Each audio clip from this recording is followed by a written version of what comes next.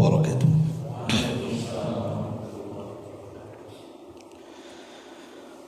Alhamdulillah,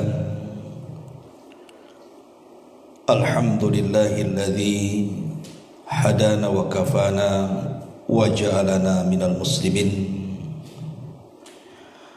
Asyhadu an la ilaha illallah wahdahu wa asyhadu anna Muhammadan abduhu wa rasuluhu alladzi la nabiyya ba'dahu. Faqala Allah azza wa jalla: Ya ayyuhalladzina amanu taqullaha haqqa tuqatih wa la tamutunna illa wa antum muslimun. Amma ba'du. Hadirin kaum muslimin yang dimuliakan Allah Subhanahu wa taala. Alhamdulillah, di malam hari ini kita bisa kumpul kembali di tempat yang insyaallah diberkahi ini. Tak lupa juga salawat dan iringan salam kita hadiahkan kepada Rasul kita Nabi besar Muhammad sallallahu alaihi wa ala alihi wasallam. Pembahasan di malam hari ini, karena kita lihat di sosial media,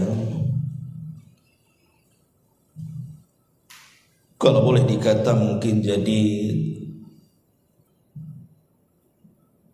sesuatu yang sangat viral tentang kejadian yang ada di Amerika sana, tepatnya di Los Angeles, California. Mungkin tidak terbayang oleh siapapun negara yang paling kuat di dunia tidak sanggup untuk mencegah kebakaran yang luar biasa. Apakah ini sebuah azab yang Allah Subhanahu wa taala timpakan kepada mereka, ataukah hanya teguran keras saja yang Allah Azza wa Jalla hendak ditimpakan kepada mereka sebagai ibrah bagi yang lainnya? Karena ada sebagian orang-orang yang berkomentar, boleh jadi apa yang terjadi di Los Angeles hari ini, kebakaran yang sangat besar sepanjang sejarah Amerika, adalah bagian daripada balasan Allah Subhanahu wa taala kepada mereka, karena mereka sudah bertahun-tahun menghancurkan kaum muslimin, khususnya di Timur Tengah dan khususnya lagi di Palestina.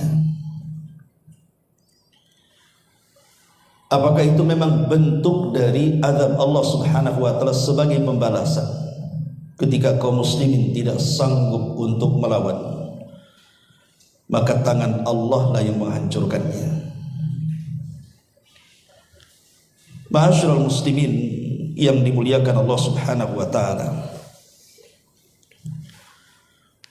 tentu kita harus melihat dari kacamata Al-Quran dan Sunnah. Begini ikhwatu fiddin yang dimuliakan Allah Subhanahu wa taala, kalau seandainya Allah Subhanahu wa taala mengirimkan azabnya karena dosa hamba-hambanya, maka kita yang di sini juga akan terikut akan azab itu. Dan itu disebutkan di dalam Al-Quran, di mana Allah Subhanahu wa taala mengatakan dalam surah Fatir, walau yu'akhidullahu an-nasa bima kasabu ma taraka ala dhahriha min dabbatin.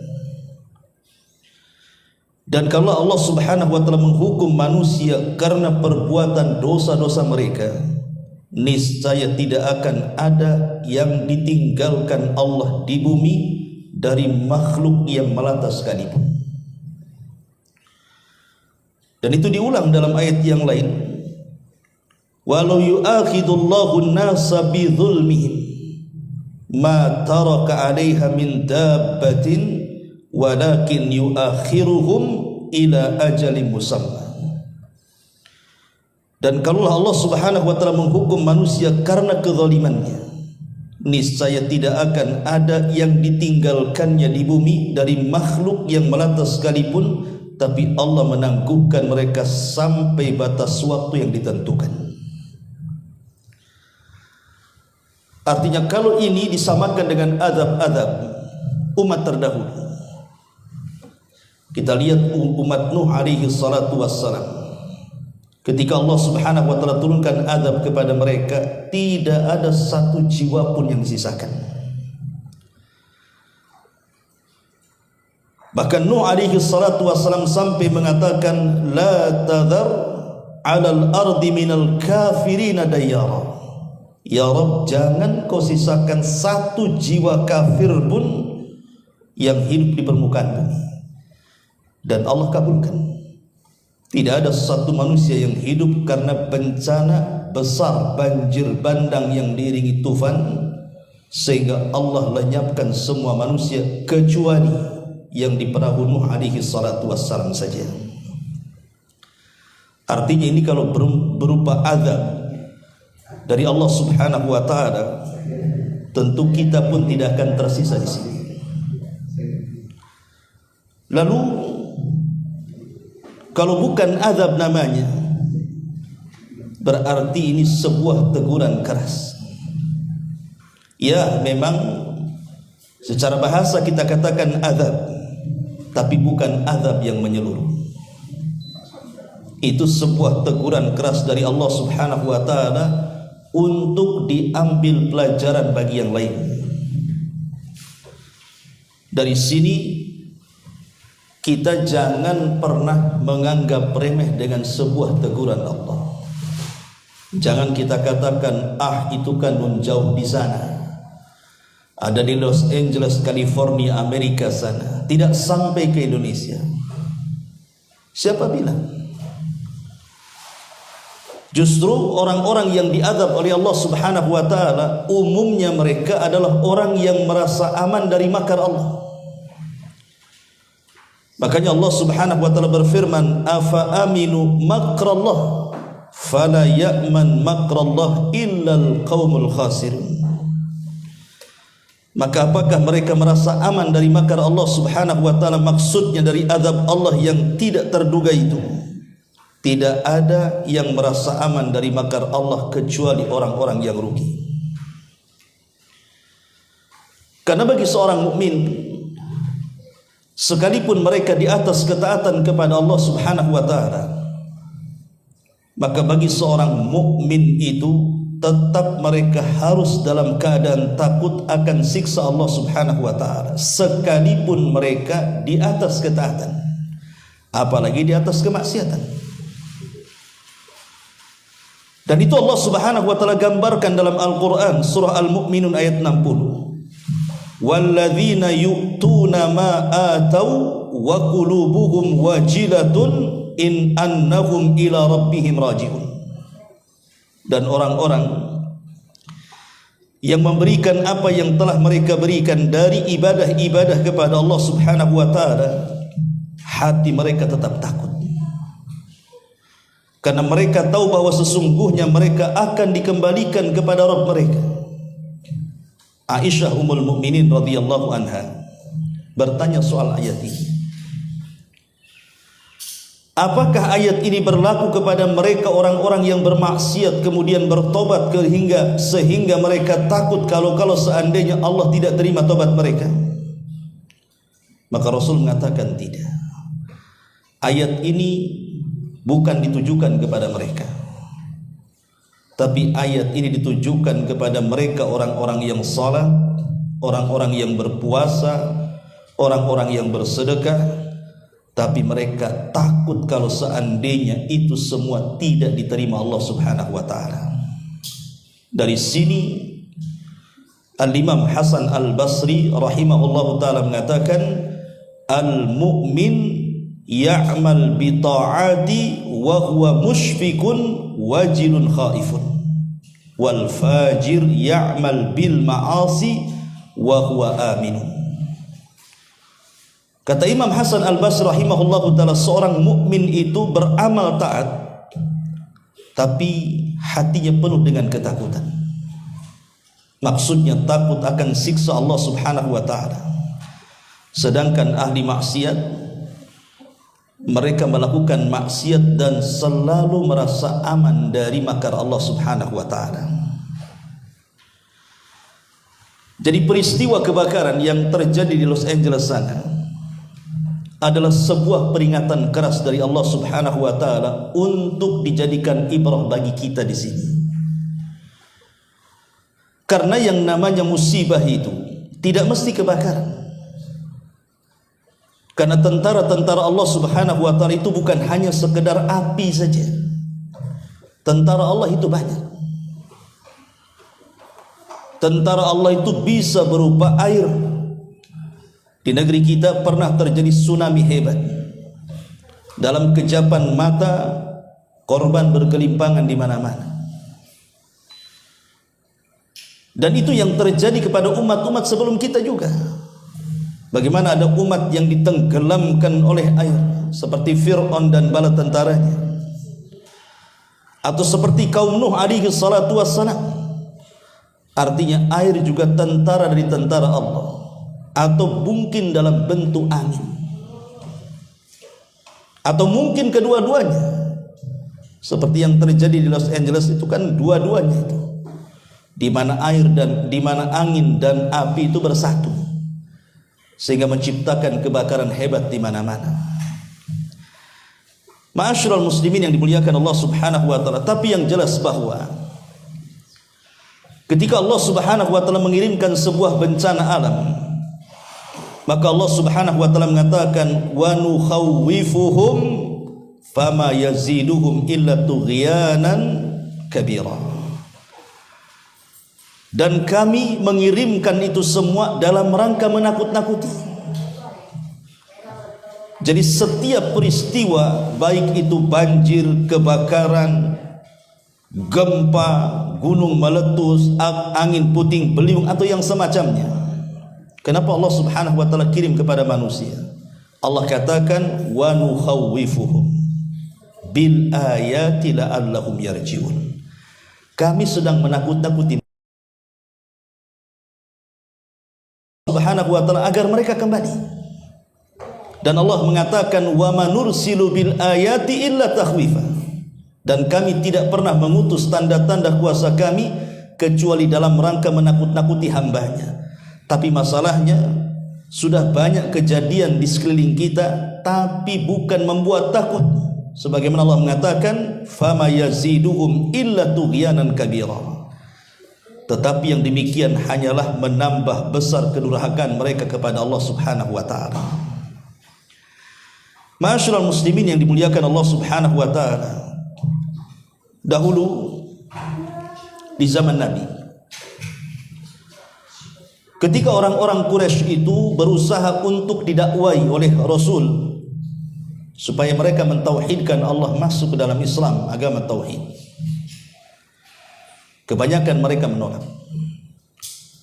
Sehingga Nabi SAW berdoa kepada mereka dengan doa paceklik yang berkepanjangan. Sampai-sampai Nabi SAW mengatakan dalam doanya, ya Allah, berikanlah paceklik seperti paceklik yang pernah terjadi di zaman Nabi Yusuf.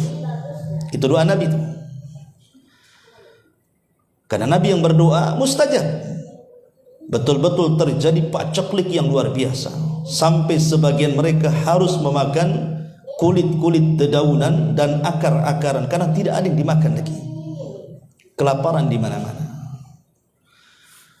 Abi Sufyan yang ketika itu masih kafir datang kepada Nabi dan meminta kepada Nabi SAW dan mengatakan, ya Muhammad, bukankah engkau Nabi yang diutus sebagai rahmatan lil alamin, membawa rahmat bagi segenap alam semesta? Berdoalah kepada Allah Subhanahu wa taala agar paceklik ini dihentikan. Karena paceklik ini membuat orang lemah dan kelaparan, sampai ketika sebagian mereka melihat ke langit, seolah-olah penuh dengan asap tebal di langit.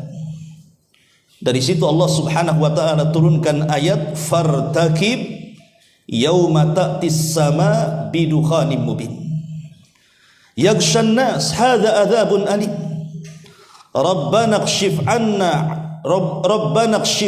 al-adzab inna mu'minun anna lahumudz dzikra wa qad ja'ahum rasulun mubin thumma tawallaw anhu wa qalu mu'allamun majnun.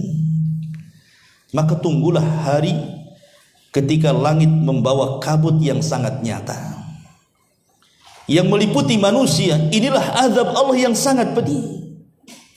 Mereka berdoa, ya Rabb, kami lenyapkanlah dari kami azab itu, sungguh kami akan beriman. Bagaimanakah mereka dapat menerima peringatan padahal telah datang kepada mereka seorang Rasul yang membawa penjelasan. Kemudian mereka berpaling dan mengatakan bahwa dia Muhammad hanya pengajar yang gila saja. Lah ketika paceklik terjadi di zaman Nabi SAW itu, kemudian Rasul berdoa, akhirnya kemudian betul-betul dihilangkan. Tetapi apa yang terjadi, bukannya mereka beriman kepada Allah Azza wa Jalla, justru mereka malah kufur dan tambah-tambah kufurnya. Jadi ada manusia itu yang ditakut-takuti oleh Allah Subhanahu wa taala. Mereka tidak takut. Boleh jadi mungkin kejadian yang terjadi di Los Angeles sana, bagi orang-orang yang ada di sana, mungkin mereka mengalami ketakutan yang luar biasa. Dan itu juga pernah dialami negeri kita dengan berbagai macam musibah yang terjadi di negeri kita. Harusnya semua ini menjadikan pelajaran bahwa Allah mengirimkan itu semata-mata sebagai teguran keras bagi mereka yang merasakan. Harusnya mereka bertobat. Lah bagi kita yang tidak merasakan, jadikan itu pelajaran besar bahwa musibah itu bisa saja menimpa kita, karena tidak boleh kita merasa aman dari makar Allah Subhanahu wa taala. Wa makaru makran wa makaru makran wa makarna makran wallahu khairul makirin. Mereka manusia boleh berbuat makar, tapi kami punya makar, kata Allah, dan sebaik-baik makarlah makar Allah Subhanahu wa taala. Lalu apa penyebabnya? Kalau itu bukan sebuah pembalasan dari Allah Subhanahu wa taala, karena Amerika sudah mendalangi semua peristiwa dan kejadian yang berlaku di Timur Tengah. Hancurnya Afghanistan, hancurnya Irak, hancurnya Suriah, kemudian Gaza dan segala jenis genosidanya. Maka ini kembali kepada ayat Al-Quran surah Ar-Rum ayat 41 dan 42. Allah Subhanahu wa taala mengatakan, "Dhaharal fasadu fil barri wal bahri bima kasabat aydin nas liyudhiqahum ba'dalladzi 'amilu la'allahum yarji'un." Telah tampak kerusakan di daratan dan di lautan, itu disebabkan karena perbuatan tangan manusia. Allah hendak agar mereka merasakan sebagian dari akibat perbuatan mereka, agar mereka kembali ke jalan yang benar. Jadi kebakaran itu karena ulah mereka sendiri, karena ulah tangan-tangan mereka sendiri. Makanya kalau kita melihat Nabi SAW dalam hadis Aisyah radhiyallahu anha itu,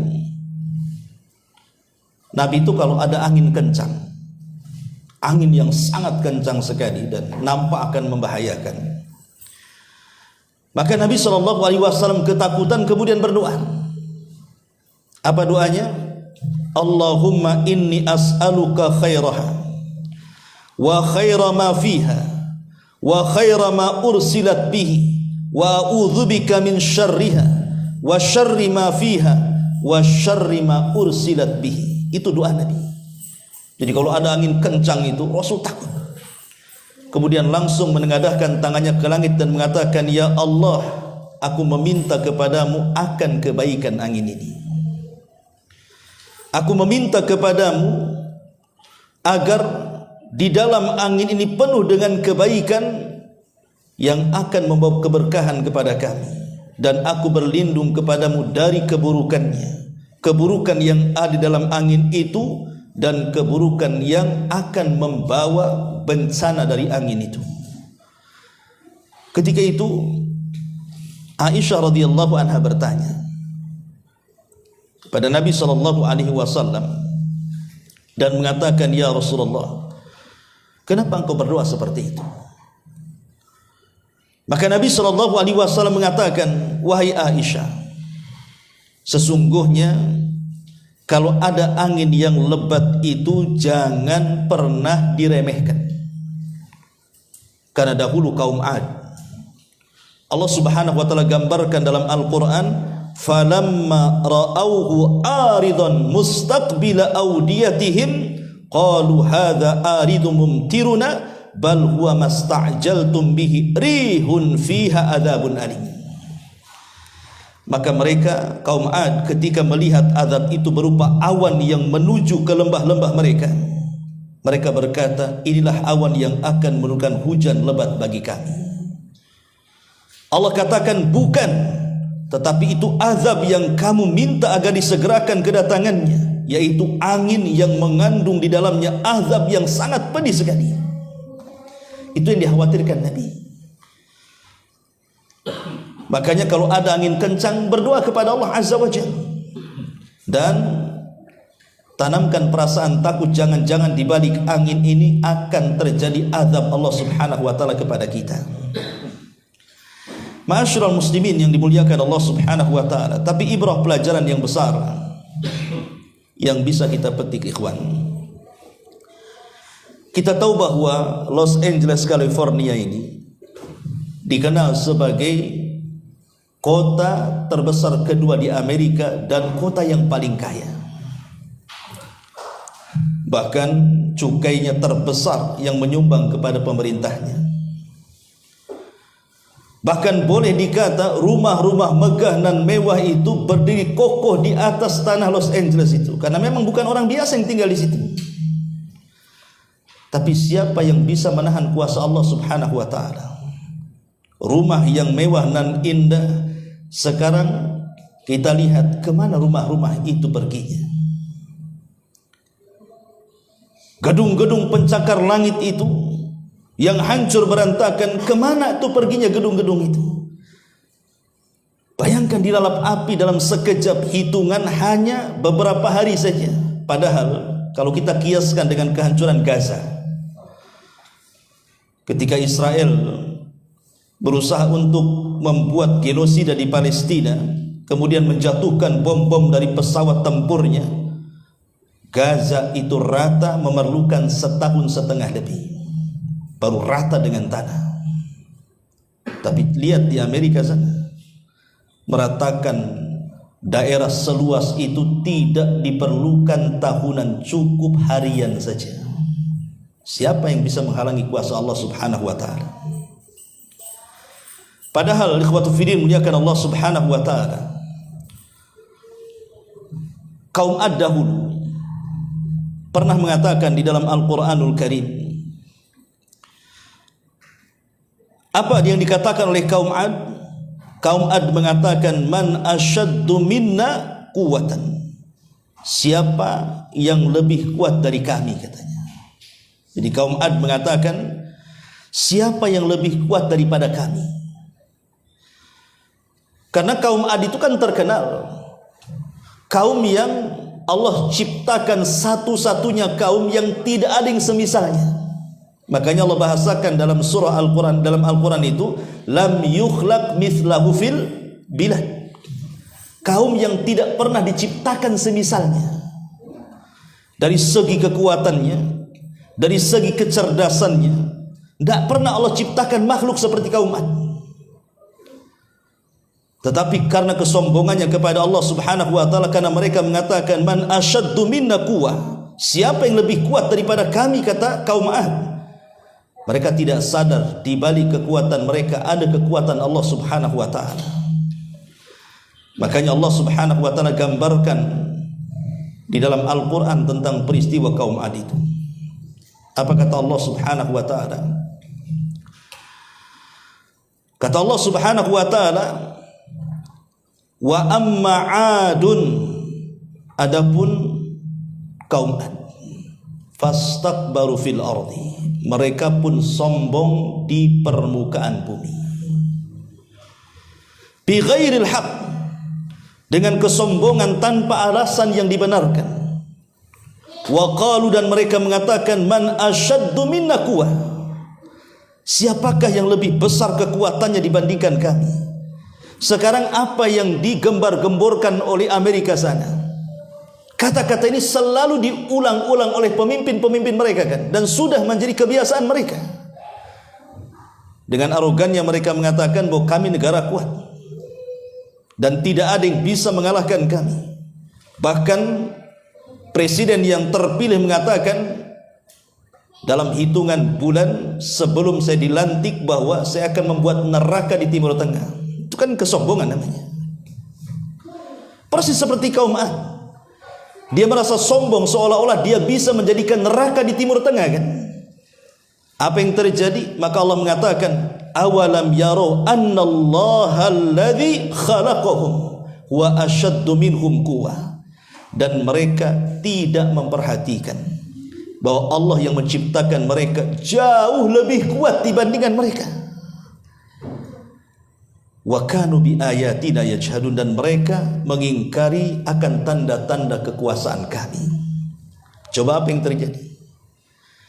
Belum lagi dilantik, beberapa hari dari ucapan itu, ternyata Allah buat neraka jahanam di Los Angeles sana. Neraka jahanam dunia. Yang kalau kita lihat mereka membuat film-film Hollywood tentang kiamat itu, seperti itulah apa yang mereka filmkan terjadi dalam sebuah kenyataan kan. Lah kata-kata itu menunjukkan kesombongan, dan Allah Subhanahu wa taala tidak suka dengan kesombongan. Makanya Allah kirimkan bencana yang sangat besar itu akibat ulah kesombongan mereka. Dalam sebuah ayat, kalau kita baca dalam surah Yunus 24, Allah Subhanahu wa taala berfirman, innama mathalul hayatid dunya kama in anzalnahu minas sama fakhtalata bihi nabatul ardi mimma ya'kulun nas wal an'am hatta idza akhadatil ardu zuhrufaha wa zayyanat wa dhanna ahluha annahum qadiruna 'alayha ataha amruna laylan aw nahara faja'alnaha hasidan ka'allam taghna bil amsi kadzalika nufassilul ayati liqaumin yatafakkarun.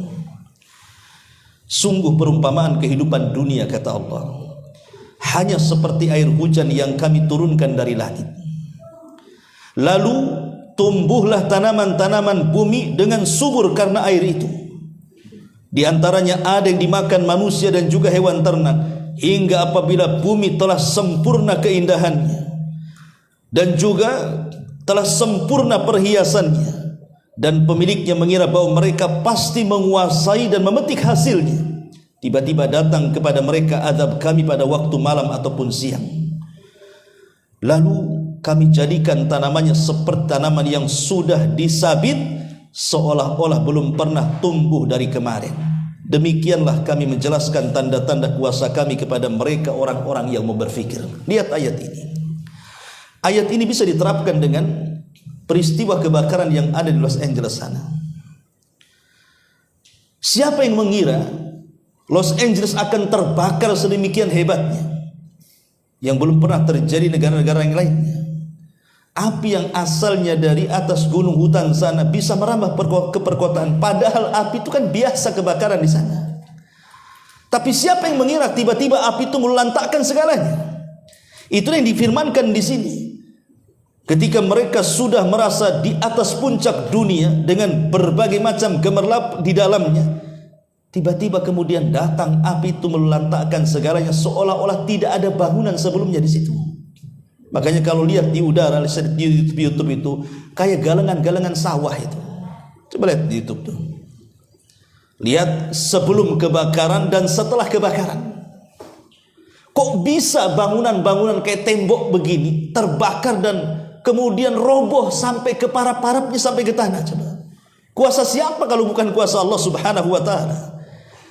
Dan siapa lagi yang mampu menghadapi kuasa Allah Subhanahu wa taala? Makanya di sini Allah gambarkan permisalan dunia itu seperti itu. Ketika mereka sudah merasa di atas puncaknya, tiba-tiba datang azab Allah Subhanahu wa taala, mereka pun mengatakan seolah-olah belum terjadi apa-apa dari kemarin di sini. Belum ada bangunan karena sudah luluh lantak semuanya. Dan ini persis juga difirmankan oleh Allah Subhanahu wa taala. Kalau kita lihat ayat yang lain, kita bisa baca dalam surah Al-Baqarah 266. Allah Subhanahu wa taala mengatakan, ayawaddu ahadukum an takuna lahu jannatun min nakhilin wa a'nabin tajri min tahtiha al-anhar lahu fiha min kulli thamarat wa asabahul kibaru wa lahu dhurriyyatun du'afa fa asabaha i'sarun fihi narun fahtarakat kadzalika yubayyinullahu lakumul ayati la'allakum tatafakkarun. Adakah di antara kalian yang ingin memiliki kebun kurma, kebun anggur yang dialiri sungai-sungai di bawahnya, dan dia memiliki segala macam buah-buahan di dalam kebun itu, lalu dia telah tua renta dan memiliki keturunan yang masih kecil-kecil, kemudian kebunnya ditiup angin keras yang mengandung api, lalu terbakarlah habis kebun itu. Demikianlah Allah menerangkan ayat-ayatnya kepada kalian agar kalian berfikir. Ma'asyiral muslimin yang dimuliakan Allah Subhanahu wa taala, saya pernah berbincang dengan seseorang waktu terjadi gempa di Lombok. Nah, kebetulan saya 1 bulan juga waktu kejadian di Lombok itu. Jadi ada orang yang tinggal di atas bukit. Dia mengatakan, Pak, saya tidak mengira akan terjadi gempa seperti ini. Saya sudah investasikan semua kekayaan saya membangun rumah di sini. Saya beli kebun di sini. Tapi setelah kejadian peristiwa gempa itu, roboh semuanya dan seolah-olah saya tidak mau tinggal lagi di sini. Itu pernyataan orang sana. Boleh jadi apa yang dikatakan orang ini juga persis dengan yang dialami saudara-saudara kita mungkin yang ada di sana, yang mungkin terkena gempa atau kebakaran atau apalah namanya dari musibah-musibah dunia ini. Dan itu gambaran dunia, bahwa dunia itu cuma 2. Bisa dia yang meninggalkan kita atau kita yang meninggalkan dunia. Kan cuma 2 itu saja. Dunia meninggalkan kita atau kita yang meninggalkan dunia. Coba bayangkan ya, gedung-gedung pencakar langit, rumah megah, habis semuanya. Kuasa siapa kalau bukan kuasa Allah Subhanahu wa taala? Tapi yang jelas ma'asyiral muslimin yang dimuliakan Allah Subhanahu wa taala, kita akan ambil petik pelajarannya saja. Karena setiap peristiwa itu pasti ada pelajaran. Dan itulah yang harus dipahami oleh seorang muslim, bahwa setiap musibah yang berlaku di sekitar kita itu harus ada ibrah dan pelajaran. Jangan dianggap biasa. Karena orang yang menganggap biasa sebuah peristiwa itu, dia dinyatakan merasa aman dari makar Allah. Dan kalau orang merasa aman dari makar Allah, bahaya. Karena munculnya azab itu dari situ awalnya. Yang pertama yang ingin saya katakan, apa sih pelajaran yang kita bisa petik dari kebakaran itu? Pertama, dari sisi tauhid dulu. Dari sisi tauhid kita tahu bahwa tidak ada yang tahu peristiwa itu berlaku kecuali setelah terjadinya. Karena saya kira orang-orang Los Angeles kalau tahu akan terjadi kebakaran, tentu mereka tidak akan menanamkan sahamnya di situ. Tidak mungkin membangun rumah di situ. Tidak mungkin menghabiskan, menginvestasikan semua kekayaannya di situ kan. Kalau tahu, tapi kan mereka tidak tahu. Dari sini Allah Subhanahu wa taala mengatakan, wa indahu mafatihul ghaibi la ya'lamuha illahu wa ya'lamu ma fil barri wal bahri wa ma tasqutu min waraqatin illa ya'lamuha wa la habbatin fidh dhulumatil ardi wa la ratbin wa la yabisin illa fi kitabim mubin. kunci-kunci semua yang gaib ada pada sisi Allah. Tidak ada yang mengetahui selain Dia. Dia mengetahui apa yang ada di darat ataupun yang ada di laut. Tidak ada sehelai daun pun yang gugur yang tidak diketahui Allah. Tidak ada sebutir biji pun dalam kegelapan bumi, dan tidak pula sesuatu yang basah ataupun yang kering, melainkan tertulis dalam kitab yang nyata, maksudnya Lauhil Mahfuz. Maka dari sisi tauhidnya adalah tidak ada yang tahu peristiwa itu kecuali Allah Subhanahu wa ta'ala. Maka dari sini bisa saja azab itu datang sekonyong-konyong sementara kita belum bertobat kepada Allah Azza wa Jalla. Ini yang pertama, bahwa ayat ini mengajarkan bahwa manusia harus bergantung sepenuhnya kepada Allah Subhanahu wa ta'ala. Yang kedua, bahwa angin yang kencang yang membawa api yang luar biasa itu, bayangkan kerugian yang dialami oleh negara Amerika itu bukan sedikit. Bahkan diperkirakan seandainya dikalkulasikannya, mereka membantu Israel dari tahun 1959 sampai hari ini, katanya itu tidak sebesar kerugian yang diderita hari ini. Kalau mereka dikalkulasikan tuh dari 1959 sampai hari ini, dana yang dikucurkan Amerika kepada Israel untuk membumi hanguskan Palestina itu belum apa-apanya dengan kerugian yang diderita hari ini. Artinya ini sesuatu yang dahsyat luar biasa. Lah angin yang kencang, badai yang membawa api hingga topan, itu semua sebenarnya bukti nyata dari kebesaran Allah, bukti nyata dari kekuatan Allah Subhanahu wa ta'ala, bahwa Allah itu berkehendak atas segala keinginannya.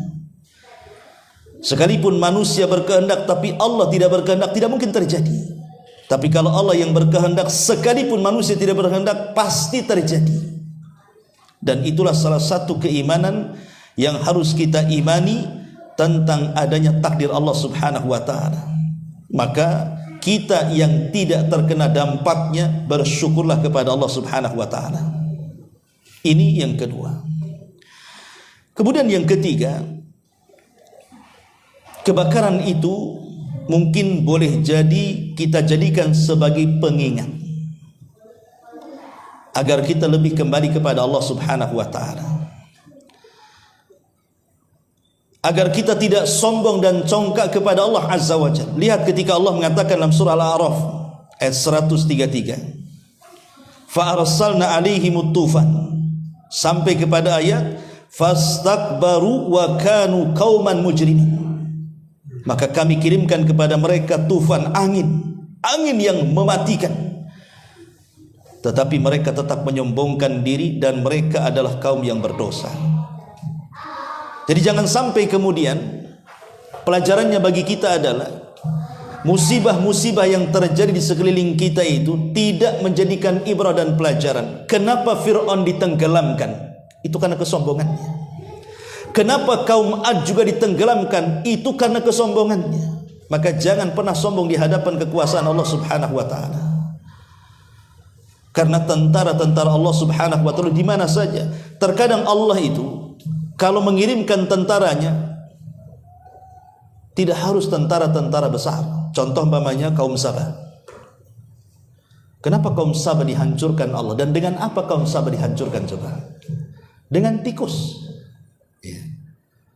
Bayangkan kaum Sabah di zaman itu dikenal sebagai jannah sorga karena kesuburannya, di mana mereka memiliki kebun dengan segala buah-buahan di dalamnya.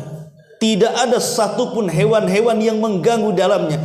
Tidak ada ular, tidak ada kecoa, tidak ada kalajengking, tidak ada semut, tidak ada nyamuk, tidak ada apa-apa masuk ke dalam kebun itu.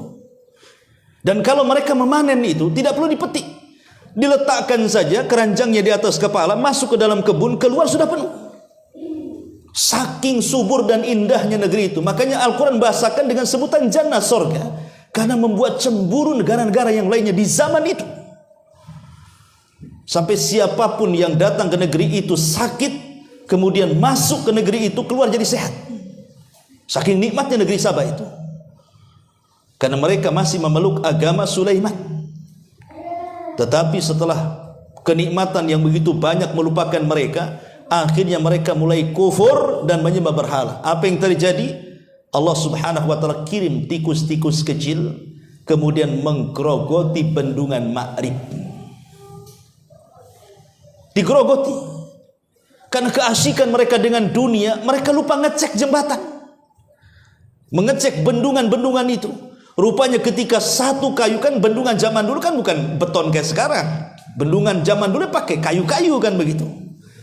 Ketika satu kayunya jebol karena dimakan oleh tikus, apa yang terjadi? Maka air bah yang sangat besar dari Ma'rib melantakkan segalanya. Tidak ada yang tumbuh kecuali 3 kata Al-Quran. Itu pun tidak bisa dimakan kecuali daun bidara, pohon sidr. Buah-buahannya apalah yang bisa dimakan? Selebihnya buah-buahan yang pahit rasanya. Coba bayangkan ketika Allah menghancurkan kaum Sabah, coba hanya dengan tikus. Itulah kuasa Allah Subhanahu wa taala. Ketika Allah Subhanahu wa taala menghancurkan Abraha dan pasukannya, Allah kirim apa? Burung. Burung ababil. Burung ababil itu burung-burung laut. Burung-burung hitam itu burung-burung laut itu. Orang Sunda mengatakannya belekok toh Pak. Burung-burung laut, burung sawah tuh. Itu kan ababil. Itulah yang dikirim oleh Allah Azza wa Jalla. Bahkan ketika Allah Subhanahu wa taala menghancurkan Ya'juj wa Ma'juj di akhir zaman, apa yang Allah kirim? Ulat. Bayangkan Naghaf. Naghaf itu ulat. Itu yang menghancurkan Ya'juj wa Ma'juj. Sementara Isa dan pasukannya tidak sanggup mengalahkan mereka. Bahkan Allah yang mengatakan engkau tidak sanggup mengalahkan mereka. Bagaimana mungkin mengalahkan Ya'juj dan Ma'juj sementara jumlah mereka satu di antara kita 999 dari mereka. Gimana cara melawannya? Antum saja dikeroyok 20 orang mati. Ini dikeroyok 999 yang royok kita. Per satu orang dari kita, dari mereka 999. Makanya Allah mengatakan, ya Isa, bawalah kaum muslimin yang tersisa sembunyi di bukit Tur. Nggak sanggup melawan Isa. Ya. Lalu apa yang terjadi? Isa hanya bisa berdoa kepada Allah Subhanahu wa taala agar Allah Subhanahu wa taala menghancurkan kaum yang ganas, yang bengis sekali Ya'juj dan Ma'juj. Karena fitnah Ya'juj dan Ma'juj bukan sama dengan Dajjal, tidak. Kalau Dajjal itu kan fitnah agama. Kalau engkau ikut saya tidak akan membunuhmu, bahkan aku akan berikan kekayaan kepadamu. Itu Dajjal. Tapi Ya'juj dan Ma'juj itu fitnahnya bukan fitnah agama. Memang fitnahnya kerusakan. Setiap bertemu dengan di luar rasnya pasti akan dibantai, dan itu kaum kanibal, langsung dimakan dagingnya. Tapi mereka kaum yang sombong. Setelah mereka menghabiskan di luar rasnya di atas permukaan bumi, kemudian mereka menatap ke langit dan mengatakan, qatalna man fil ardi sanaqtuluhu man fis sama. Kami sudah membunuh semua orang yang ada di bumi. Sekarang di langit kami bantai, katanya. Apakah sombong tuh? Ya. Maka dengan kesombongan itulah Allah kirim apa? Tentaranya. Tentara Allah kecil, Naghaf, ulat. Ulat itulah yang menghancurkan Ya'juj wa Ma'juj. Jadi Allah Subhanahu wa taala memiliki tentara yang banyak, dan tidak perlu tentara itu yang besar-besar. Tidak perlu dikirim harimau, buaya, apalagi buaya darat. Nah, ya. Jadi memang betul-betul Allah Subhanahu wa taala mudah menghancurkan siapapun yang hendak Allah hancurkan. Bagi Allah itu mudah. Makanya semua makhluk Allah yang di bumi ini bisa menjadi tentaranya. Air bisa menjadi tentaranya, api bisa menjadi tentaranya, angin bisa menjadi tentaranya. Segala yang ada di permukaan bumi itu adalah tentara-tentara Allah Subhanahu wa taala. Maka dari sini kita mengambil ibrah dan pelajaran bahwa kebakaran itu harusnya mengingatkan tentang kuasa Allah. Jangan congkak dan sombong, dan hindari kezaliman. Hindari kezaliman.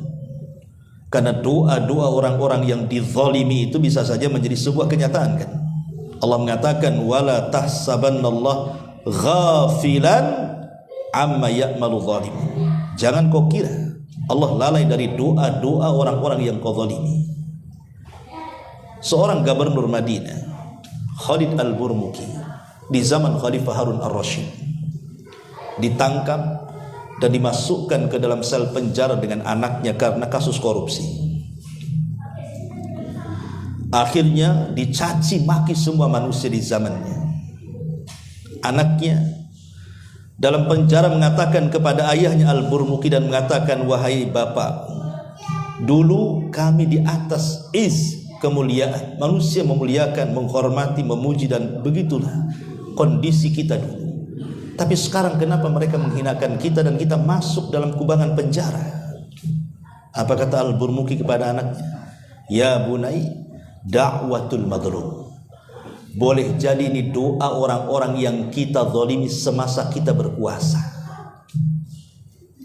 Boleh jadi ini doa-doa orang yang dizalimi yang melesat ke langit sana.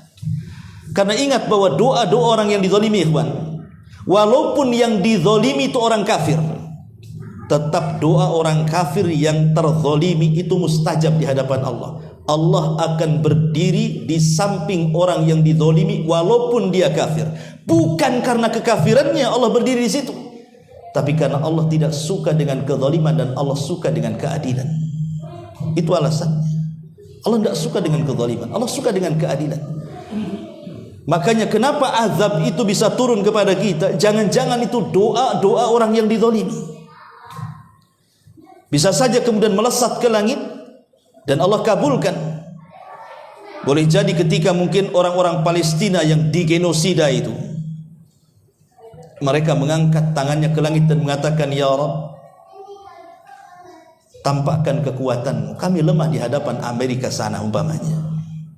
Bisa saja ini salah satu bentuk mustajab doa. Allah kabulkan doanya.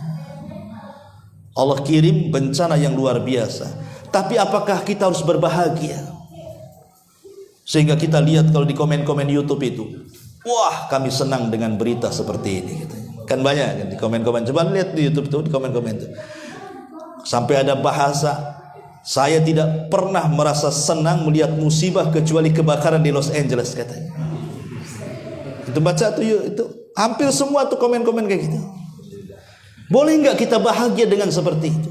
Ikhwan, ya, kita harus duduki masalahnya. Bencana alam di Amerika itu bukan hanya terkena orang-orang kafir saja loh. Ada saudara-saudara kita muslim di sana. Dan tidak semua orang kafir yang ada di sana itu mereka mendukung genosida. Buktinya terjadi demo.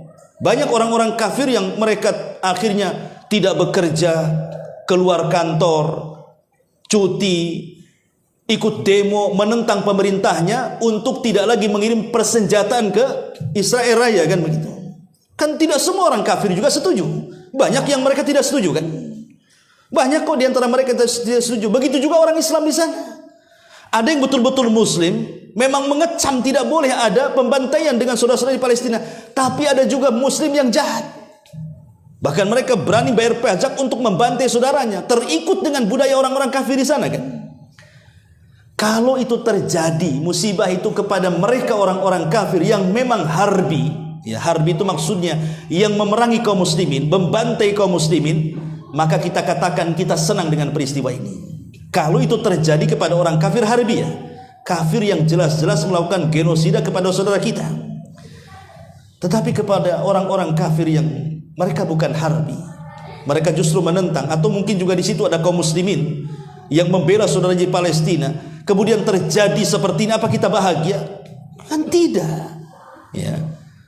Maka kita tidak boleh kemudian langsung menghukumi secara umum kan itu. Wah, saya bahagia melihat kebakaran ini katanya. Tidak pernah seumur umur saya bahagia kecuali hari ini katanya. Nggak bisa kita katakan seperti itu. Lihat siapa yang jadi korban dulu di situ. Karena secara umum yang namanya kemanusiaan itu, kita tidak menginginkan satu dunia ini ada musibah. Kita tidak menginginkan. Justru kita doakan mereka dapat hidayah kan begitu. Lihat Nabi SAW ketika disakiti oleh orang-orang Taif, dilempari batu lagi, sampai berdarah-darah lagi, lari 2 mil sampai kemudian sembunyi di kebun kurma Mughirah. Ketika datang malaikat Jibril membawa 2 penjaga bukit, apa kata malaikat Jibril? Wahai Muhammad, di samping kiri kananku ada 2 malaikat bukit, tinggal kau perintahkan keduanya, maka mereka akan mengangkat 2 bukit untuk menghancurkan siapapun yang menentangmu. Tinggal kau perintahkan saja. Tapi Rasul mengatakan, Allahumma hdi biqaumin fa innahum la ya'lamun. Ya Allah, berikan hidayah kepada mereka, karena mereka kaum yang tidak tahu. Ya. Jadi harus dirinci, gitu maksudnya. Bahagia ya bahagia kalau terjadi kepada kafir harbi, kepada kafir yang memang membantai kaum muslimin. Tapi kepada kafir yang tidak seperti itu, atau di situ ada orang-orang yang beriman, kaum muslimin dari saudara-saudara kita yang hidup di negeri sana, tidak mungkin kita bahagia. Kasihan, yang ada kita bela sungkawa lah, kan begitu. Bagaimana kalau posisi mereka di posisi kita, kan gitu. Ma'asyiral muslimin yang dimuliakan Allah Subhanahu wa taala, ini kan di antara pelajarannya juga. Kemudian yang keempat, bahwa dampak keserakahan dan ketidakadilan terhadap alam ini juga salah satu pemicu musibah besar kenapa alam ini mengamuk karena perintah Allah Subhanahu wa taala. Karena Allah yang mengatakan wala tufsidu fil ardi ba'da islahiha. Dalam surah Al-A'raf ayat 56 Allah mengatakan, janganlah kamu berbuat kerusakan di bumi setelah Allah ciptakan bumi dengan baik. Dan Allah juga mengatakan, wa ma kana rabbuka liyahlikal qura bidzulmihim wa ahluha muslihun. Rabbmu tidak akan membinasakan negeri-negeri itu secara zalim selama penduduknya berbuat baik. Ya. Artinya selama penduduk negeri itu berbuat baik, tidak mungkin Allah kirimkan azab dan bencananya. Tapi ketika penduduk negeri itu sudah mulai rusak, congkak dan sombong, disitulah Allah kirim azabnya. Makanya ketika Nabi SAW menyebutkan bahwa di antara umatku ini akan terjadi 3 perkara, khasfun wa mashun wa qadfun. Kata Rasul, umatku akan terjadi khasfun. Khasfun itu apa? Kalau melihat ke atas berarti gerhana, kalau melihat ke bawah berarti gempa. Itu namanya khasfun. Ya. Kemudian wa qadfun. Qadfun itu artinya angin yang membawa batu, seperti yang terjadi angin puting beliung mengangkat segala-galanya di bumi kemudian ditumpahkan kembali, itu disebut qadfun namanya. Kemudian yang ketiga maskhun. Manusia dirubah wataknya, jasadnya manusia tapi akhlaknya binatang. Lah Aisyah radhiyallahu anha bertanya kepada Rasul, kapan itu terjadi? Kan ini kan sudah terjadi semuanya di zaman sekarang kan. Di zaman itu kan belum. Di zaman Nabi belum, tapi di zaman sekarang kan 3-tiganya sudah tuh. Gempa ya iya, gerhana ya kemudian juga puting beliung di mana-mana, watak-watak manusia seperti binatang ya sudah banyak kan itu. Maka Nabi SAW mengatakan, kalau sudah tampak 3 perkara, kata Rasul. Apa itu? Yang pertama al-ma'azib yang melalaikan, musik-musik, penyanyi-penyanyi, biduan-biduan wanita yang melalaikan dari agama. Kemudian yang kedua, peminum-peminum arak dan khamar. Peminum-peminum arak dan khamar. Dan yang ketiga, penghalalan sutra dan zina. Ini kalau sudah terjadi, 3-tiganya akan ditimpakan, dan 3-tiganya sudah ditimpakan hari ini. Artinya bahwa musibah-musibah itu tidak mungkin terjadi kecuali kalau rusak, kan begitu. Karena umumnya musibah itu diturunkan oleh Allah karena maksiat. Ingat ketika Nabi SAW pernah mengumpulkan orang-orang muhajirin. Kemudian Nabi SAW mengingatkan tentang 5 perkara. Apa kata Rasulullah? Ya ma'syaral muhajirin, khamsun idza tulitum bihinna wa a'udzu billahi an tudrikuhun. Wahai muhajirin, ingat 5 perkara. Kalau sampai 5 perkara menimpa kalian, a'udzu billah, kata Rasul, aku berlindung kepada Allah, jangan sampai menimpa kalian. Kata Nabi SAW, man lam tadharil fahishatu fi qaumin qat hatta tu'linu biha illa fasha fihim at-ta'un wal auja allati lam takun madat fi aslafihim alladhina madaw. Kata Nabi SAW, kalau sebuah fahisyah Ditafsirkan oleh syurahul hadis, fahisha itu artinya perzinahan, LGBT, macam-macam yang sejenisnya, homoseksual, lesbi, atau kita katakan LGBT. Kalau sudah tampak yang zina, LGBT dan yang semacamnya, dan itu diberlakukan secara terang-terangan. Di zaman Nabi bukan tidak ada yang berzina, ada, tapi tidak terang-terangan. Makanya ketika ada seorang pemuda namanya Maiz datang kepada Rasul dan mengatakan, "Ya Rasul, zanaitu fatahhirni." Rasul, aku sudah berzina, bersihkan aku. Artinya kan ada perzinahan di zaman Nabi, tapi kan tidak terang-terangan, orang ini ngaku sendiri.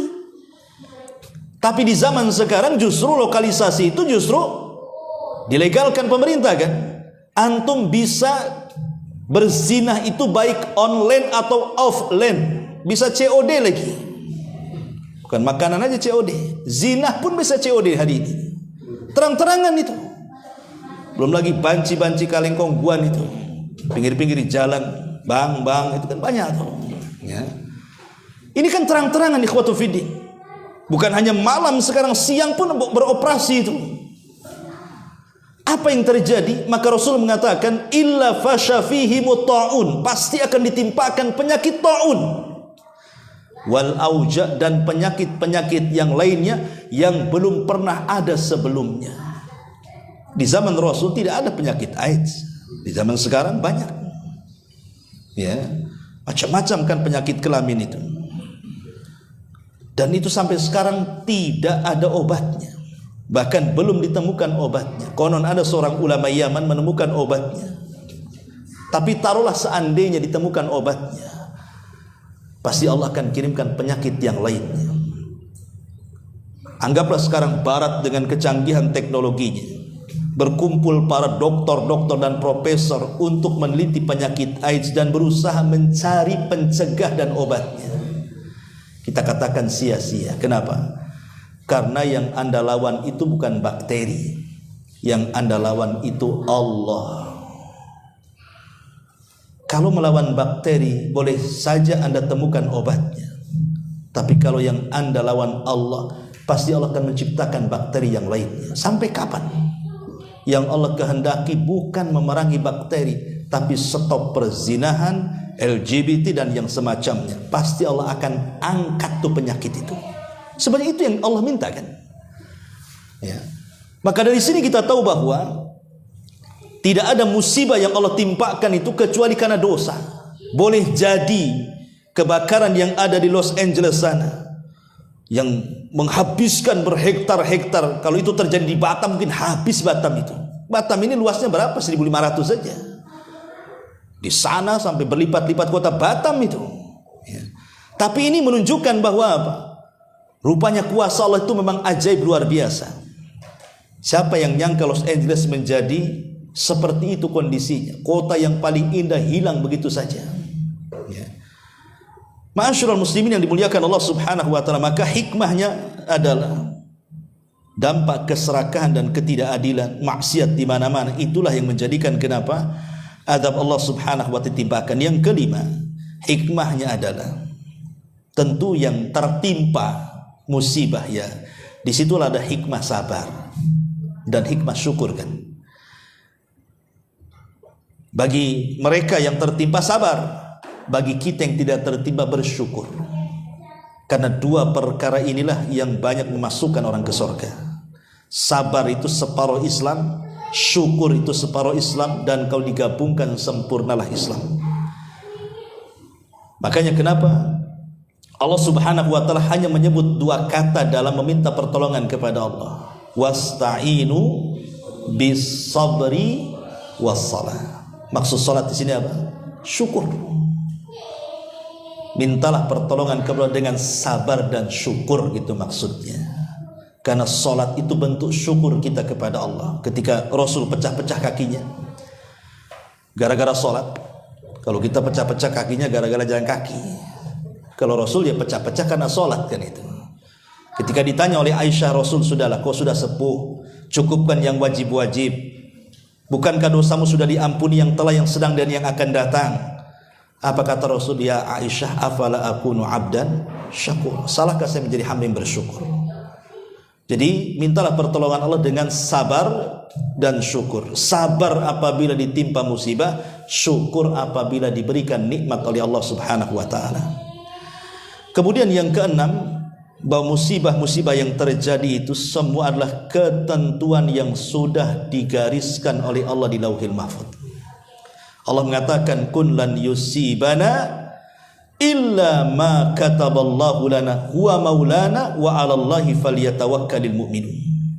Allah mengatakan dalam surah At-Taubah 51, tidak akan menimpa kami melainkan apa yang telah ditetapkan oleh Allah bagi kami. Dialah pelindung kami dan hanyalah kepada Allah orang-orang yang beriman harus bertawakal. Artinya kalau kita ditimpa musibah, maka berjalanlah dengan takdir, pasti tenang. Kalau kita kena musibah nih, coba berjalan dengan takdir.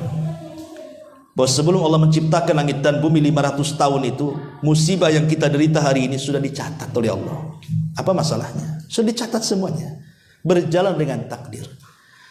Karena musibah itu tidak mungkin ditimpakan kepada orang yang tidak sanggup memikulnya. Allah itu kalau menurunkan musibah pasti disesuaikan dengan kemampuannya. Cuman setan aja yang datang memberikan was-was kepada kita sehingga kita putus asa.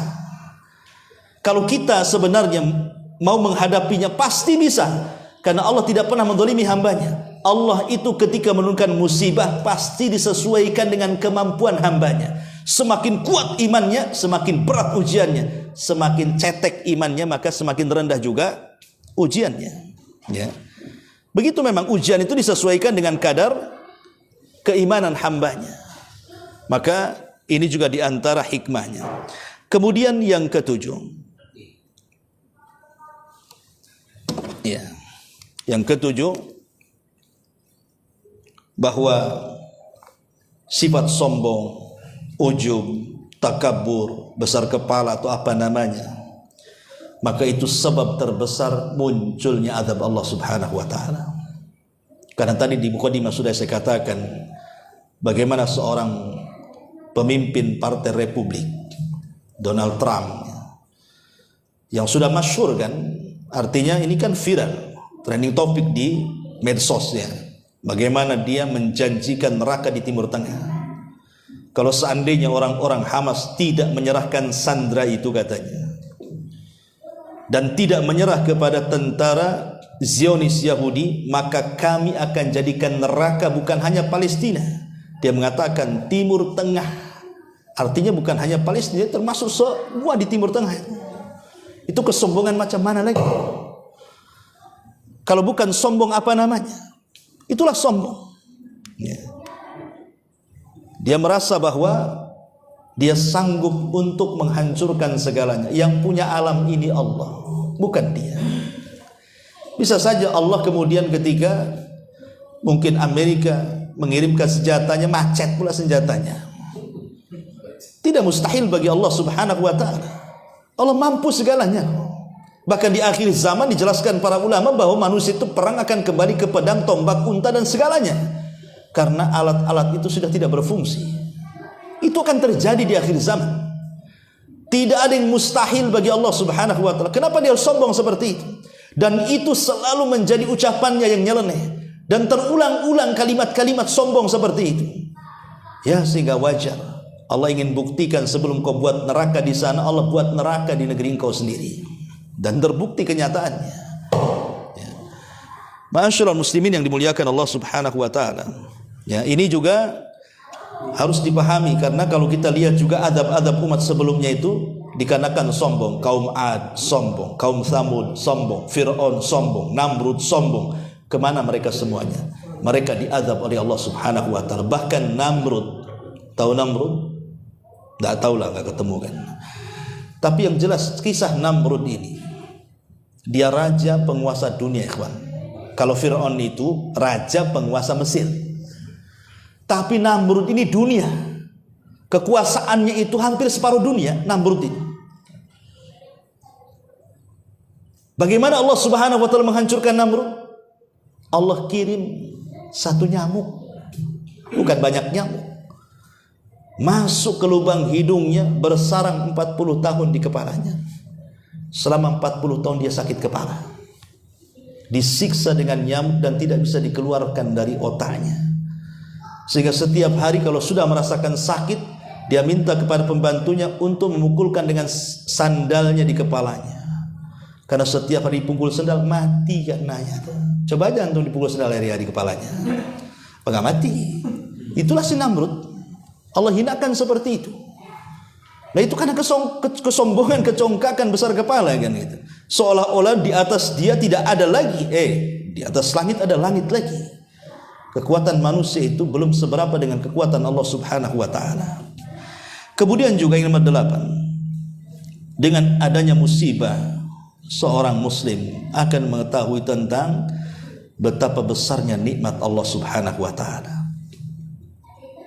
Betapa besarnya nikmat Allah. Makanya kita disunahkan kalau ada orang tabrakan ya di depan kita tuh. Kenapa ini ya? Jadi kalau ada orang yang kecelakaan di depan kita, kita boleh mengucapkan alhamdulillah. Bukan alhamdulillah karena dia kecelakaan, ya. Tapi alhamdulillah karena saya pakai inilah ya, suara saya udah keras. Karena apa? Karena kita yang bukan celaka.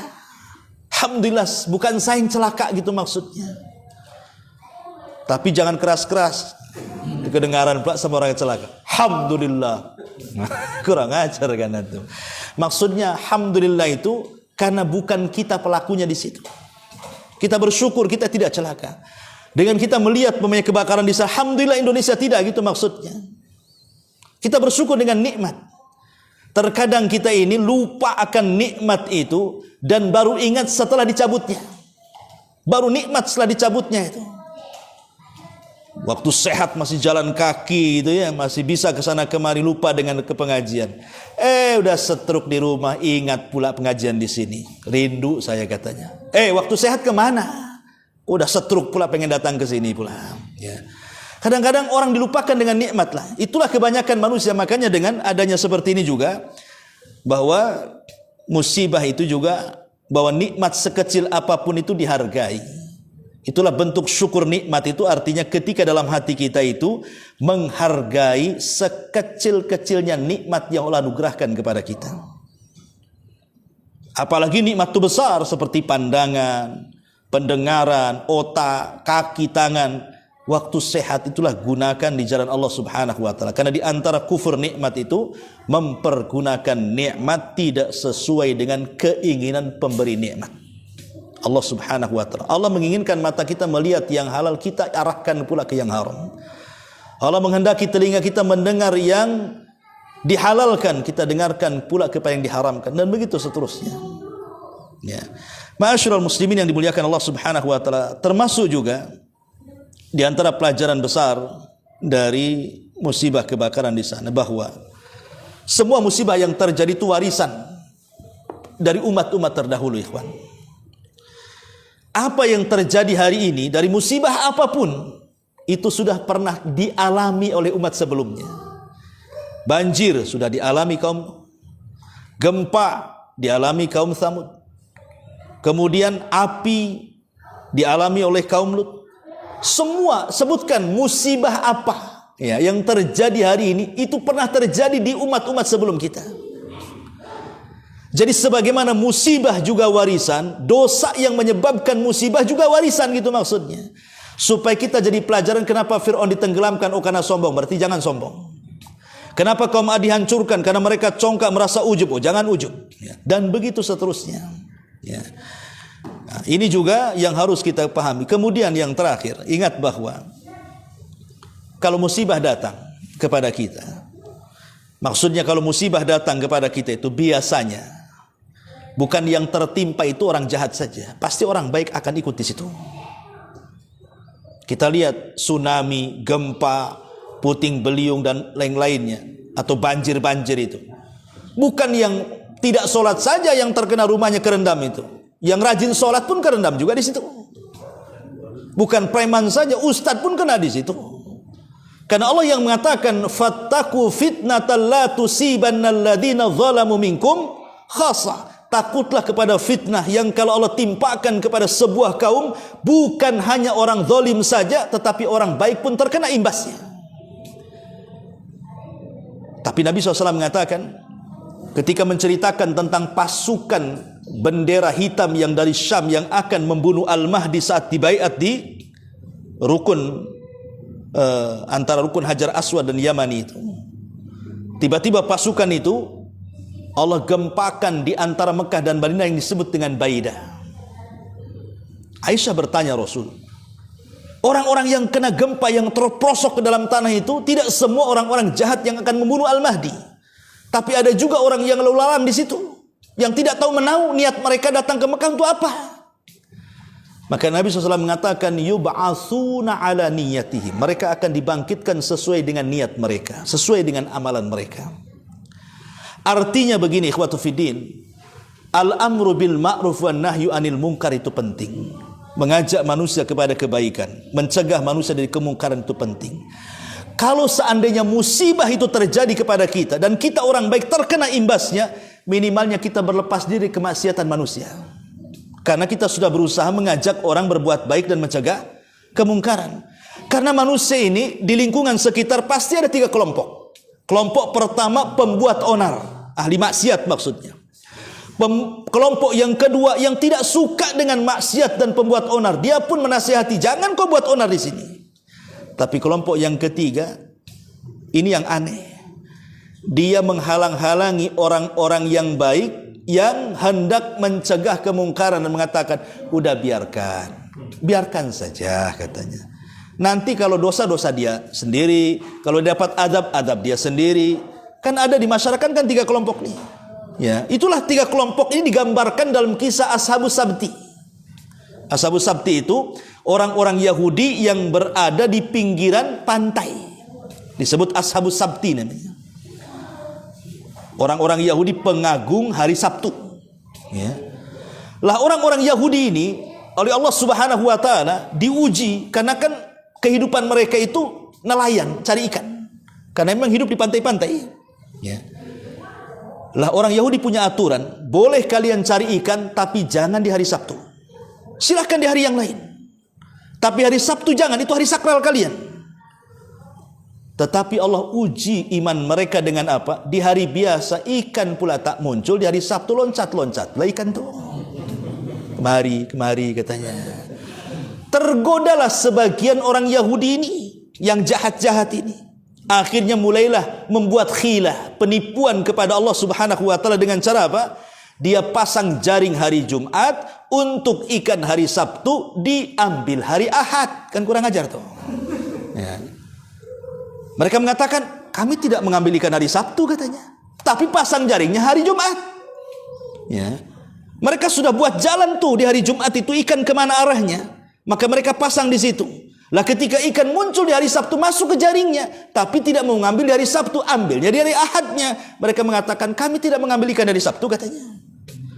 Ketika mereka dibiarkan oleh Allah seperti itu, ya, sudah berbulan-bulan, bertahun-tahun, kok tidak ada azab katanya. Katanya kalau orang mengambil ikan dari Sabtu akan diturunkan azab. Kok tak ada azab katanya. Mulai mereka keenakan. Begitulah istidraj ikhwan. Istidraj itu Allah membiarkan kenikmatan di atas kemaksiatan. Itu istidraj namanya. Ya. Akhirnya mereka mengatakan, kalau begitu sama aja, bagus di hari Sabtu sekalian akhirnya kan. Betul, mereka akhirnya cari ikan langsung di hari Sabtu. Karena ketika mereka membuat khilah seperti itu tidak ada azab.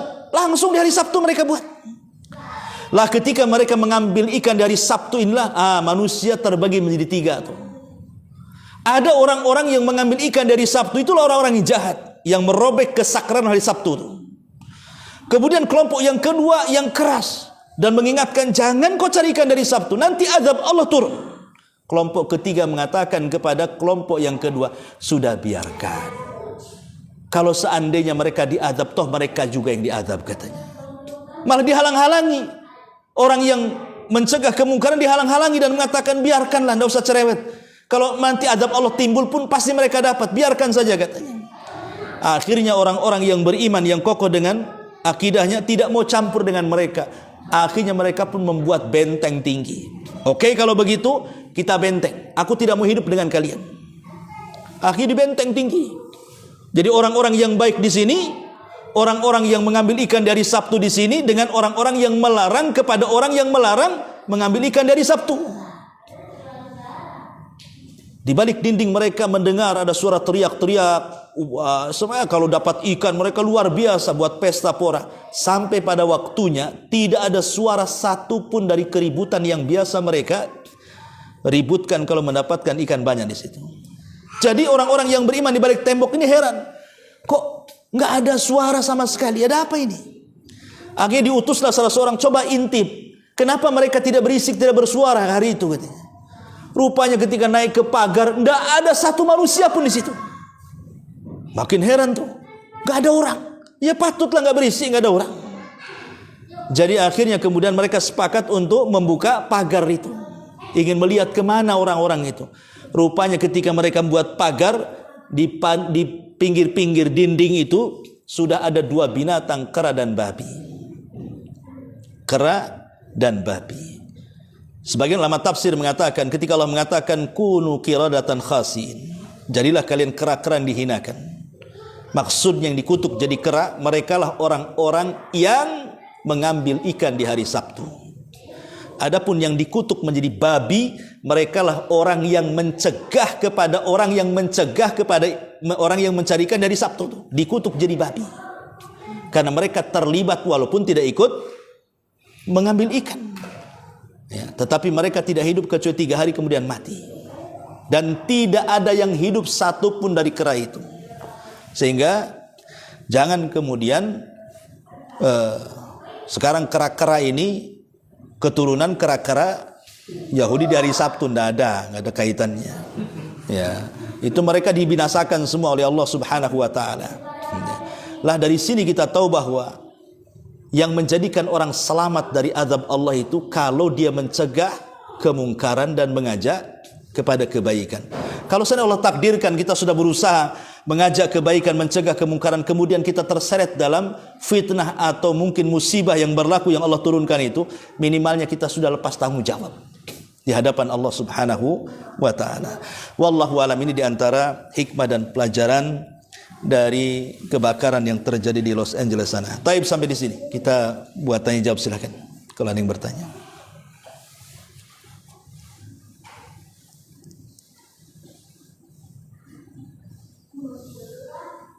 Ya. Kan ada hadis atau riwayat yang bilang ketika di suatu kampung itu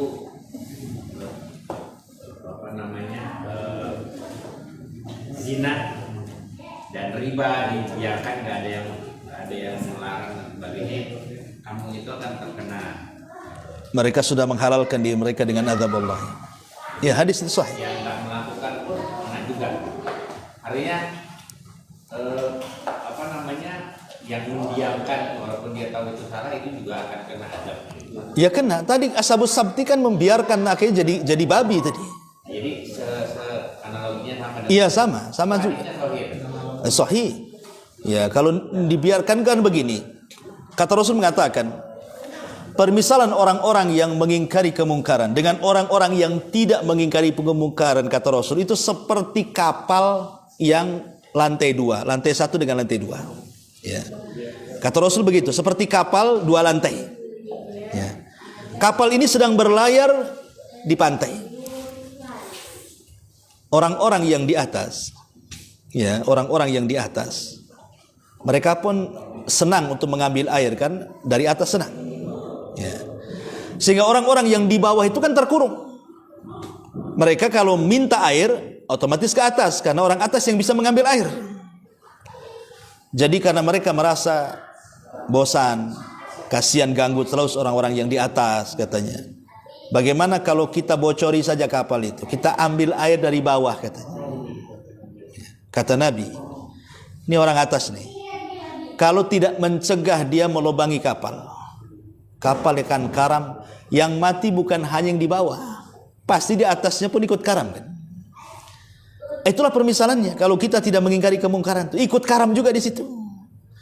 Makanya penting kita ini, memang kalau orang membawa manusia atau mendakwahkan manusia kepada kebaikan itu mudah. Salatlah kan enak itu. Tapi kalau mencegah kemungkaran itu agak berat memang.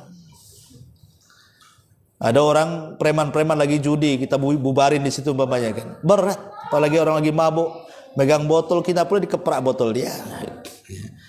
Jadi memang agak berat mengingkari sebuah kemungkaran itu. Makanya kenapa kemudian al-amru bil ma'ruf wa nahyu anil munkar ini dua kalimat yang tidak bisa dipisahkan.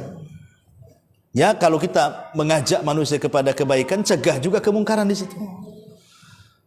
Karena mengajak kebaikan saja tidak cukup. Semua orang bisa mengajak manusia kepada kebaikan, tapi tidak semua orang yang mampu mengajak manusia kebaikan dia mampu mencegah kemungkaran. Makanya ketika Rasul menyebutkan afdalul jihad, seutama-utama jihad itu apa?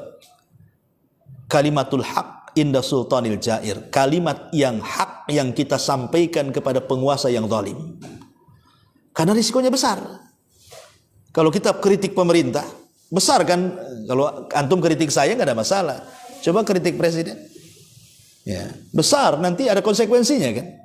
Tapi itu kalimat yang hak, yang disampaikan dalam bentuk nasihat ya, bukan dalam bentuk yang lainnya, dalam bentuk nasihat. Ya, dari sini pentingnya seorang itu al-amru bil ma'ruf wa nahyu anil munkar. Karena kenapa orang-orang Nabi Daud melaknat Bani Israel? Kan Bani Israel kan dilaknat atas lisan Nabi Daud. Salah satunya karena mereka tidak mengajak manusia kepada kebaikan dan tidak mencegah dari kemungkaran. Karena orang Yahudi kan terkenal suka menutup-nutupi kebenaran kan. Contoh memang di zaman Nabi. Ada orang Yahudi berzina. Sementara kita tahu bahwa ketika Rasul hijrah ke Madinah, mereka harus mengikuti piagam Madinah. Karena itu sudah kesepakatan piagam Madinah itu. Baik Yahudinya ataupun Muslimnya, pokoknya harus ikut piagam itu. Dan itu undang-undang Islam, piagam itu. Jadi ketika orang Yahudi berzina, ya harus ikut juga undang-undang itu kan. Rajam kalau sudah menikah. Kalau belum menikah ya dicambuk 100 kali, diasingkan setahun. Jadi orang Yahudi ini datang ditegur oleh Nabi SAW bahwa rajam bagi orang yang berzina itu bukan ada dalam Quran saja, bahkan dalam kitab kalian juga ada, kata Rasul. Tiba-tiba orang Yahudi mengatakan, mana ada katanya. Nggak ada katanya. Kata Rasul, kalau gitu ambil kitab kalian. Diambilnya Taurat, dibaca di hadapan Rasul. Ketika dia megang Taurat, jadi bagian rajam itu ditutup sama jempol dia. Begini. Ya. Kata orang Yahudi, mana ada ayat rajam katanya. Ditutup tuh sama jempolnya. Lah kebetulan di samping Rasul ada tokoh Yahudi yang masuk Islam namanya Abdullah ibn Salam dan mengatakan irfa yadaka, angkat tanganmu katanya. Pas diangkat, itu ada, kan kurang ajar dia. Dia tutup dengan jempolnya. Itulah kebiasaan orang Yahudi. Mereka itu menutupi kebenaran. Ya, mereka menutupi kebenaran. Soal kebenaran Nabi SAW itu sudah terang benderang bagi mereka. Dia seorang Nabi. Buktinya Abdullah ibn Salam masuk Islam. Tapi karena hasad mereka tidak beriman kepada Rasul. Salah satu contohnya adalah kisah Huyai ibn Akhtab. Huyai ibn Akhtab itu kan tokoh Yahudi. Dia membawa saudaranya namanya Yasir dan mengatakan, wahai Yasir, saya dengar orang yang ngaku Nabi dari Mekah sudah sampai di Kubah katanya. Ayo kita intai sesuaikan dengan ciri-ciri yang kita baca. Pagi-pagi buta Huyai ibn Akhtab dengan Yasir berangkat dari kota Madinah ke Kubah. Ya. Kemudian dipantaunya Nabi SAW selama di Kubah itu. Rupanya ciri-cirinya persis seperti yang ada dalam kitab mereka. Jadi di sore hari Huyai bin Akhtab dengan Yasir pulang. Jadi Yasir berdialog dengan Huyai ini. Ya Huyai, ahuwa katanya. Apakah memang dia itu maksudnya? Kata Huyai, iya. Ciri-cirinya persis, 100% persis katanya. Jadi kata Yasir ini, apakah kita harus mengikuti agamanya? Kata Huyai, tidak. Selama nyawa ada di kandung badan, aku akan menjadi musuh abadinya katanya. Kan kurang ajar tuh. Dia meyakini Nabi SAW Nabi, tapi dia ingkari dan mengatakan selama nyawa di kandung badan, aku akan jadi musuh abadinya sampai mati. Kenapa? Karena hasad. Kenapa hasad? Mereka tidak terima ketika mereka beratus-ratus tahun menunggu kelahiran seorang Nabi akhir zaman yang mereka kira itu turunan dari Bani Israel, rupanya keluar dari Bani Ismail. Ya, mereka nggak terima lah kan itu. Disangkanya Nabi itu akan lahir dari tubuh mereka, turunan mereka Bani Israel. Karena kita tahu bahwa Nabi-Nabi itu kan rata-rata Bani Israel kan. Setelah ditunggu-tunggu ratusan tahun, kenapa dari Bani Ismail, dari orang Arab muncul? Itulah yang hasadnya mereka. Sehingga Allah katakan ya'rifunahu kama ya'rifuna abna'ahum. Padahal mereka mengenal Nabi yang akan lahir itu persis seperti anak-anak mereka. Tapi apa yang terjadi? Mereka menyembunyikan kebenaran. Itulah orang-orang Yahudi sampai hari ini.